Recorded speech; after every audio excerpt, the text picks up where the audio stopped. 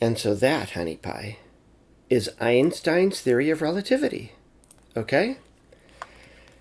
Now don't make me explain that again, honey pie. We've gone over this 10 times now. All right, Peanut? Okay. Oh, hi.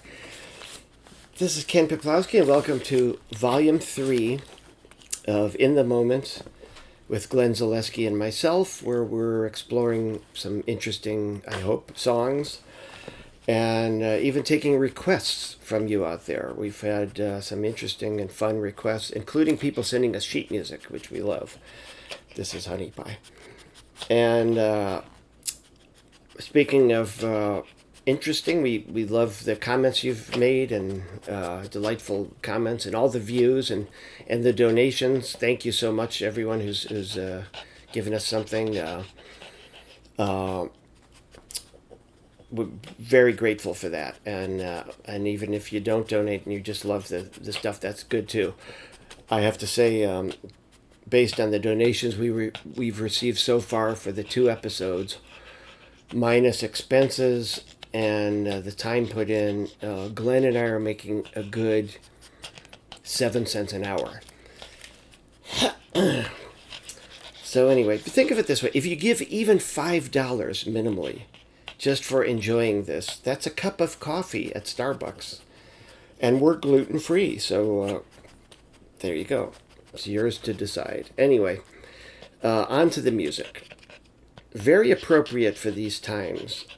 We've started this program with a song of optimism and hope, written by J.Kern and Buddy DeSylva. Look for the silver lining. This was written in 1919 for the musical Zip Goes a Million, which could very well have described the backers' money, because the show tanked. But they took that song and used it again the next year for the musical Sally, which was a big hit. And Look for the Silver Lining was sung in the show by the star Marilyn Miller, and was used also for the title song for her 1949 biopic. They obviously didn't consult J.Kern on that because, well, he was dead. And also he despised Marilyn Miller for her apparently atrocious behavior backstage during the run of Sally. Number 2 is Bye Bye Blues, written in 1930 by Fred Hamm, Dave Bennet, Bert Lown, and Chauncey Gray. And I have it right here, the sheet music. As you can maybe see, it was the theme song of Bert Lown and his Hotel Biltmore Orchestra. Bert Lown was a violinist, and he made actually a lot of records in the 20s and 30s. Fred Hamm was a band leader who employed the other 3. And it's hard to believe that it took 4 people to write this song, but maybe 2 of them were being generous to their friends and giving them some of the copyright money. Followed by Le Sucrier Velour by Duke Ellington. Pardon my bad French. Le Sucrier Velour translates into The Velvet Sugar Bowl, which, as you'll all remember, was a great rock band from the 1960s. This song was a part of the Queen Suite, 6 songs written by Duke Ellington and Billy Strayhorn. They cut a private recording with both solo piano and big band and presented it to the Queen of England in 1958. And we got to hear the music 2 years after Duke passed. They found his copy of the record and released it, and it's some of the greatest music from Duke Ellington and his orchestra ever. I recorded another song from that, A Single Petal of a Rose. I recorded that a few years ago. When Duke met the Queen in the 1950s, she asked him when he'd first visited England. And as Duke, was always Mr. Charm, he smiled and said, 1933, Your Majesty, years before you were born. That's followed, number 4 is My Ideal, written by Leo Robin and Richard Whiting. I worked with Richard Whiting's daughter, Margaret Whiting, who, as you probably all know, was a wonderful singer and actress and great raconteur and funny lady, and she was wonderful, Margaret Whiting. And she said it was Richard Whiting's favorite song of all the songs he'd written, to the point where he played it at the piano for years and played it for himself and other people. And the song was premiered by Maurice Chevalier in a film, but fittingly became Margaret Whiting's first big hit and kind of launched her career. That's followed by song number 5, Moments Magical, written by the great unsung pianist and composer Herbie Nichols. And we have to thank Roswell Rudd for this, because he published a book of some of Herbie Nichols' compositions. Followed by Love Letters from the 1945 movie. Here it is. Here's the sheet music for that. You can see Paramount presents Love Letters, starring Jennifer Jones and that great singing sensation, Joseph Cotton. Right, Honey Pie? Yeah. And Love Letters was written by Edward Heyman and Victor Young. Edward Heyman was a lyricist who wrote, amongst other songs, Body and Soul, Blame It on My Youth, and I Cover the Waterfront. Victor Young wrote so many great songs: Beautiful Love, 100 Years from Today, Stella by Starlight, My Foolish Heart, When I Fall in Love. And he wrote and arranged lots of film music. My favorite recording of Love Letters was Elvis Presley's, recorded in the mid-1960s, done very slow and sung beautifully by him in 3/4 time. And that he was influenced, heavily influenced, by a record by Keddy Lester.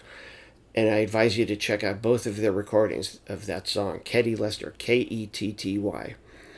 Number 7, Feed the Birds, written for the Walt Disney movie Mary Poppins. There's so many great songs from Disney movies. They used a lot of in-house songwriters and film composers. So some of these songwriters didn't get the acclaim they probably should have. This song was written by the wonderful Sherman brothers, Richard and Robert Sherman, who wrote lots and lots of fantastic songs for Disney movies and later other movies. And then they didn't speak to each other outside of work. Kind of strange. And there's an interesting documentary on them called The Boys, the Sherman brothers story. But they wrote so much great music. Feed the Birds, I love this song. It's a poignant song, and it's ostensibly about feeding the pigeons, but it's really a song about helping people. And the Sherman brothers also, we have to, I don't know if thank is the right word for the insidious earworm that is It's a Small World. And me just mentioning that means it's going to be in my head now for the rest of the day, along with those voices. If We Never Meet Again is number 8. That's a 1936 Horace Gerlach and Louis Armstrong song. You all know who Louis Armstrong is. Horace Gerlach and Louis wrote Swing That Music. Not a lot is known about Horace Gerlach. He was a musician. He also wrote another insidious earworm of a piece called Daddy's Little Girl, which was played at every wedding for about 40 years. Maybe still, I don't know. And then we conclude today's program with Walter Donaldson, who was a very prolific composer. His song Little White Lies from 1930. First a hit for Fred Waring. And I know this song because Sweets Edison liked to play this, the great trumpeter Harry Sweets Edison. I knew him. He was a friend. He was a mentor. He was a big influence on me. Wonderful guy, funny, and salty, and very loving person, actually. And if you will indulge me for 2 more minutes, I've got a great sweet story. One of my early trips to Japan, I was very young and inexperienced and hired to lead a big band in Japan, which I've since done many, many times. But this first time, they put the band together for me. And it was a band largely comprised of LA studio musicians, most of whom are not with us anymore, and I'm not going to name names, but Sweets was in the band, and some other great musicians, Lou Levy and Larry Gales was there, and anyway, but a lot of them gave me a hard time, to be honest. They complained about everything. Why are we playing this song? Why can't we do this? You counted this off too fast, which translates as I can't play it that fast. why did you do this? It goes on and on. I was completely dejected, ready to quit, dispirited. 3 or 4 days into the tour, I'm sitting on the bullet train with all the musicians in the same car from Tokyo to I forget where.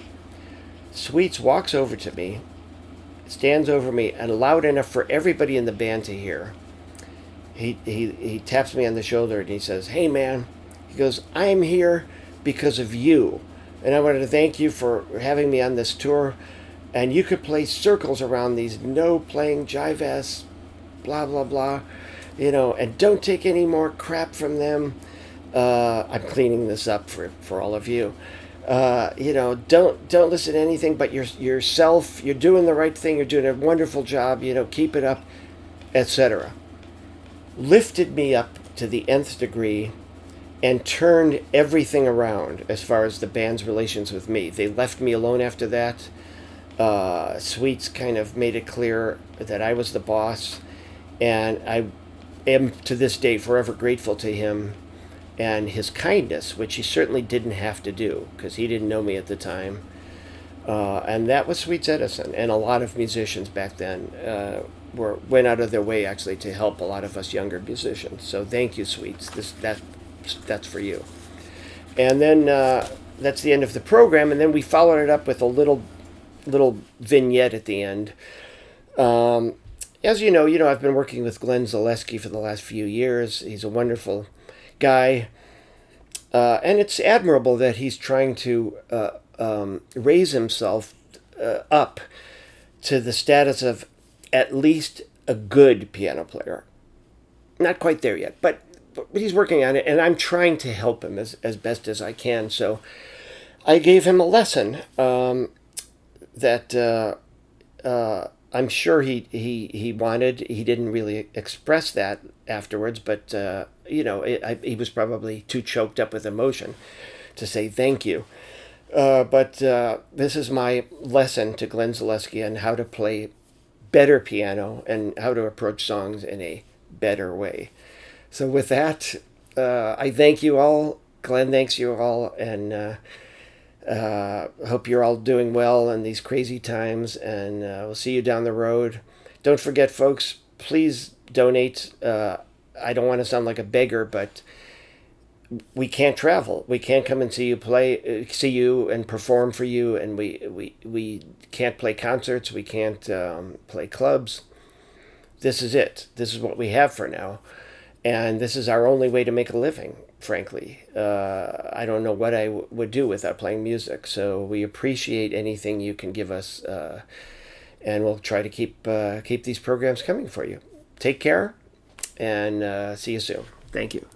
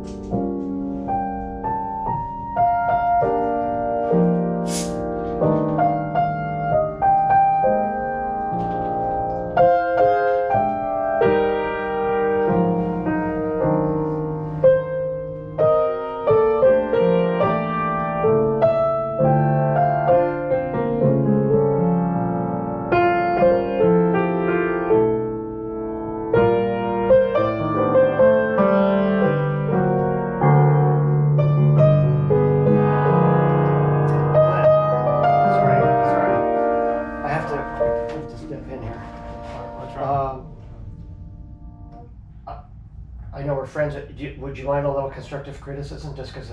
Yeah, please. All right. That sounds nice and everything, but sometimes when you're playing these songs, I feel like you're using too many chords in a way. Like a song like that, honestly. We're in a pandemic. We're all trying to cut back on things, save money. I think you could get by with just 2 chords really on that song. Still by Starlight. That's interesting. Yeah. Shall I demonstrate? Please, yeah. please, Okay. yeah. All right. This is the 2-chord version of Stella by Starlight, and you're all welcome to use this as you see fit. All you need is 2 chords. Wow. Even the composers wrote, way too many. So they just weren't thinking like me.